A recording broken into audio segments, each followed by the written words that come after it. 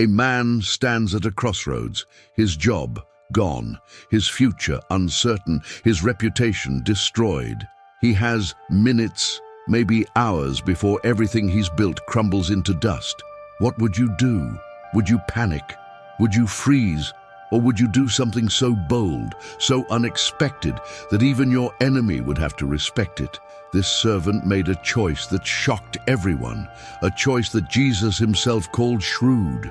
And what he did next reveals a secret about prosperity that most believers never hear in church. Before we go deeper, if this message is touching your heart, make sure to subscribe, like, and share this video. It helps us reach more people who need this truth. The Master's voice cuts through the morning air like a blade. You've been wasting my possessions. 4 words. That's all it takes to end a career, to shatter security, to expose the lies. The steward feels his stomach drop. He knows what's coming. Give an account of your management. The Master continues, each word deliberate, final. You cannot be manager any longer. The room spins. The steward's mind races. What will I do? The question burns in his chest. I'm not strong enough to dig ditches. Manual labor. Impossible. He's lived too well, too long. His hands are soft, his back weak. And begging? No, never. The shame would kill him before hunger could.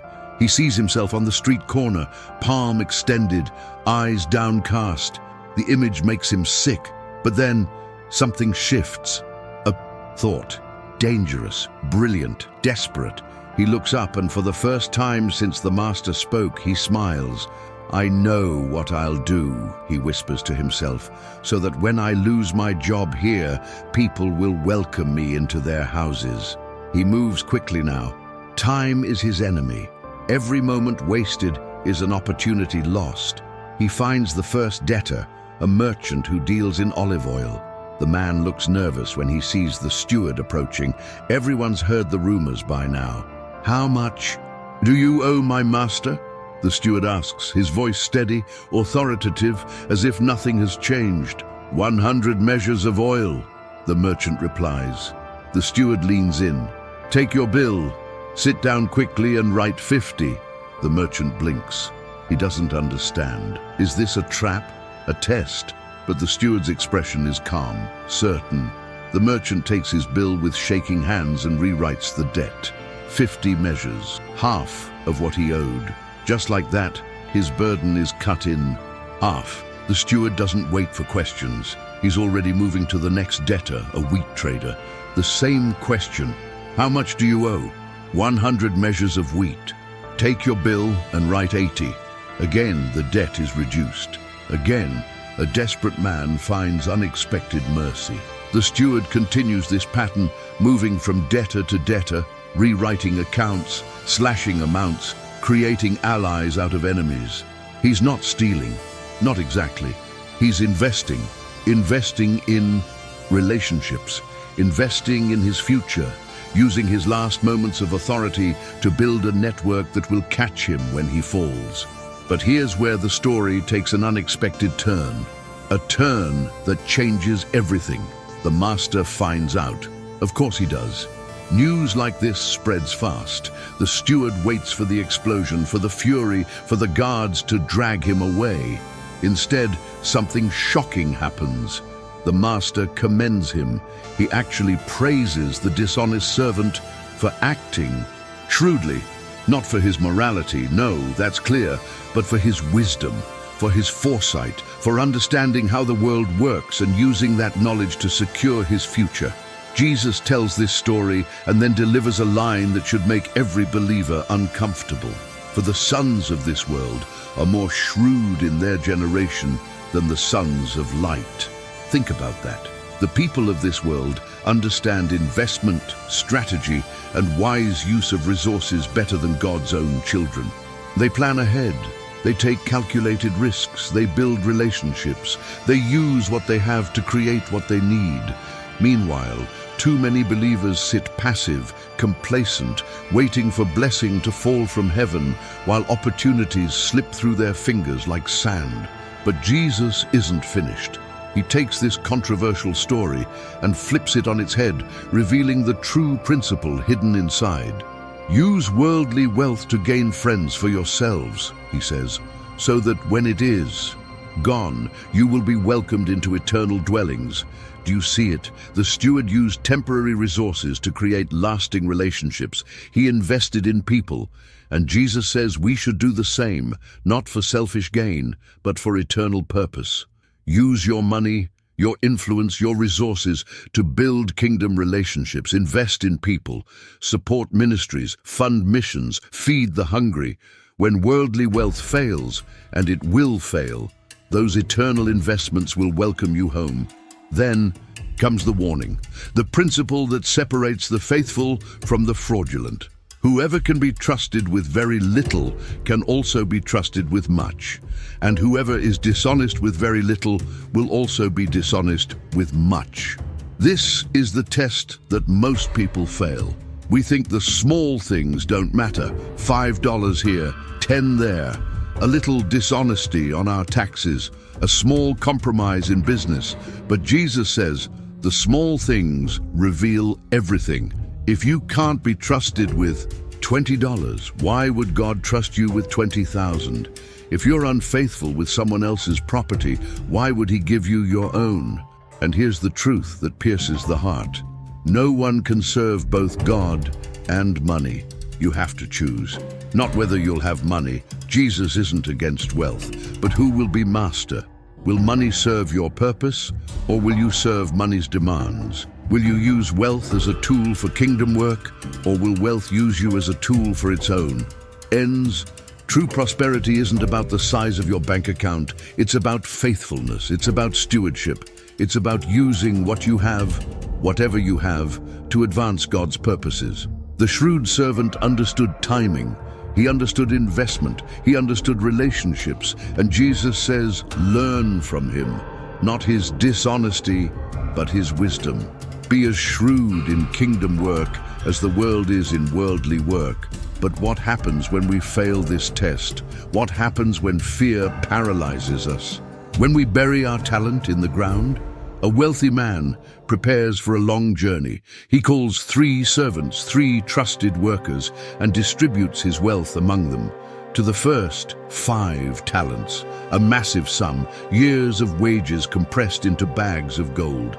To the second, 2 talents, still substantial, still significant.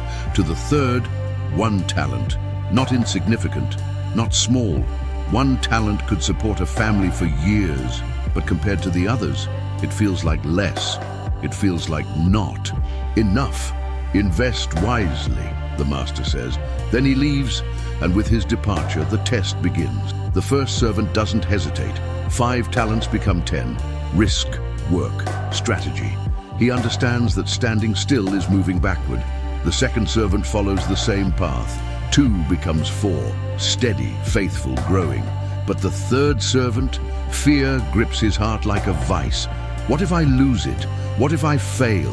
What if the master returns and I have less than I started with? The questions multiply, each one feeding the next, until fear becomes paralysis. He takes the talent, wraps it carefully, and buries it in the ground. There, safe, secure, untouched. Months pass, maybe years. Then one day, the sound of arrival. The master returns. The servants are summoned. Accounts must be given. The first servant steps forward, confidence in his stride. Master, you entrusted me with 5 talents. See, I have gained 5 more. The master's face lights up. Well done, good and faithful servant. You have been faithful with a few things. I will put you in charge of many things. Come and share your master's happiness. The second servant follows. Master, you entrusted me with 2 talents. See, I have gained 2 more. The same response, the same joy. Well done, good and faithful servant. You have been faithful with a few things. I will put you in charge of many things. Come and share your master's happiness. Then comes the third servant. He walks, slowly, head down, clutching the bag. Master, he begins, his voice defensive. I knew that you are a hard man, harvesting where you have not sown, and gathering where you have not scattered seed. So I was afraid, and went out and hid your gold in the ground. See, here is what belongs to you." The silence that follows is deafening. The master's expression darkens. When he speaks, his voice is cold, final. "You wicked, lazy servant, so you knew that I harvest where I have not sown? Well, then you should have put my money on deposit with the bankers, so that when I returned, I would have received it back with interest." Do you hear the accusation? Even the smallest effort, even just giving the money to bankers, would have been better than nothing. The servant's failure wasn't lack of ability, it was lack of courage, lack of faith. He chose the safety of inaction over the risk of obedience, and that choice cost him everything. "Take the bag of gold from him," the master commands, "and give it to the one who has 10 bags. For whoever has will be given more, and they will have an abundance. Whoever does not have, even what they have will be taken from them. And throw that worthless servant outside, into the darkness, where there will be weeping and gnashing of teeth." Harsh words, shocking judgment. But here's the principle. In the kingdom of God, faithfulness is rewarded and inaction is punished. Not because God is cruel, but because stewardship matters. What you do with what you've been given reveals what's in your heart. The third servant claimed he feared the master, but his real fear was failure. He was more afraid of losing than he was committed to gaining, and that fear destroyed him. This isn't just about money. It's about everything God gives us. Time, talents, opportunities, relationships, resources. Are you using them, growing them, multiplying them for kingdom purposes? Or are you burying them in the ground, wrapped in fear and excuses, hoping that playing it safe will somehow earn God's approval? Because here's the truth that will either liberate you or convict you. God doesn't reward safety. He rewards faithfulness. And faithfulness always requires risk, always requires action, always requires stepping out even when the outcome isn't guaranteed. The parable continues echoing through history, touching every generation with the same question. What kind of soil are you? When the seed of opportunity falls on your life, what happens? Does it get snatched away before it can even take root? Do you receive it with enthusiasm but abandon it when difficulty comes? Do the worries of life and the deceitfulness of wealth choke it out before it bears fruit? Or do you let it take deep root, allow it to grow, and watch it produce 30, 60, even 100 times what was sown? Your financial future, your spiritual future, depends on the answer. True prosperity isn't about accumulating more. It's about faithfully stewarding what you already have. It's about investing in eternal things while you still have time. It's about using worldly wealth to gain eternal friends, building relationships that will welcome you home when earthly riches fail. Maybe you feel like the third servant right now, paralyzed by fear, overwhelmed by inadequacy, convinced that what you have isn't enough to make a difference. But here's what Jesus wants you to know. Faithfulness in small things leads to authority over great things. Start where you are. Use what you have. Take the first step, even if it's small, even if it's scary. Because in the kingdom of God, the only failure is the failure to try. The question isn't whether you'll succeed perfectly. The question is whether you'll trust God enough to act. Will you be the shrewd servant who uses resources wisely? Will you be the faithful servant who multiplies what's been given? Or will you be the fearful servant who buries potential in the ground? The choice is yours. But know this, your master is watching, your master is waiting. And one day, maybe soon, maybe later, but certainly, your master will return. And on that day, he will ask for an account. What will you show him? What will you have done with all he entrusted to you? May we all be found faithful. May we all hear those words we long for. Well done, good and faithful servant. Come and share your master's happiness. This is the prosperity that matters. This is the wealth that endures. This is the investment that pays eternal dividends. What will you do with what you've been given?